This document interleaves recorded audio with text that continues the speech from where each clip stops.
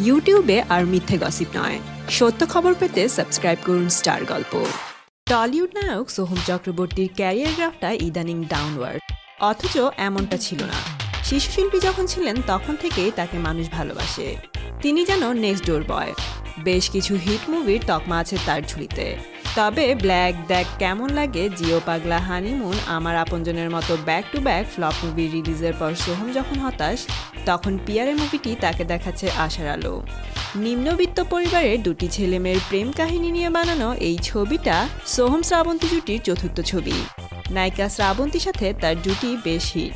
অমানুষ, ফান্দে পড়িয়া বগা কান্দেরে এবং শুধু তোমারই জন্য তাই প্রমাণ করে। আর এবারও অভিমন্যু মুখোপাধ্যায়ের পিয়ারে মুভিতে তাদের জুটি দারুণ প্রশংসাও পাচ্ছে।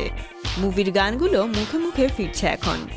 যদিও বেশ হাইপ তুলেছে এই ছবি, তারপরও বাই এনি চান্স ছবিটা যদি হিট না করে তাহলে ক্যারিয়ার নিয়ে আসলেই কিছুটা বিপদে পড়ে যাবেন সোহম। অবশ্য তিনি কিন্তু এ নিয়ে ততটা টেন্স না, কারণ তার ছবি বাজারে যেমনই চলুক, তার কিন্তু নতুন ছবি সাইন করা বন্ধ নেই। পিয়ারের পর গুগলি আর বাঘবন্দি খেলায় চুক্তিবদ্ধ হয়েছেন তিনি, তাও আবার শ্রাবন্তীর সাথেই।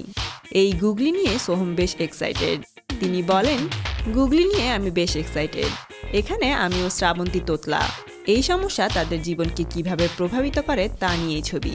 এরকম বাংলা ছবি বোধহয় আগে হয়নি। সোহম সরাসরি রাজনীতির সাথে জড়িত, তাই তার কাছে প্রশ্ন ছিল রাজনীতির কারণে কি ক্যারিয়ারে প্রবলেম হচ্ছে। অথচ রাজনীতির মাঠেও তাকে তেমন সক্রিয় দেখা যায় না।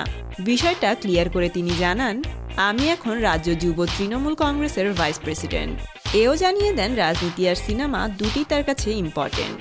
এখন আপাতত তিনি ব্যস্ত সময় কাটাচ্ছেন বাঘবন্দি খেলার শুটিংয়ে, আর দিন গুনছেন নেক্সট রিলিজ পিয়ারে নিয়ে মানুষের রিয়াকশন দেখার। তো বন্ধুরা, আপনাদের কি মনে হয়, পিয়ারি কি ঘুরিয়ে দিতে পারবে সোহমের ক্যারিয়ার গ্রাফ? কমেন্ট করে জানিয়ে দিন। সাবস্ক্রাইব স্টার গল্প আর বেল আইকনে ক্লিক করতে ভুলবেন না।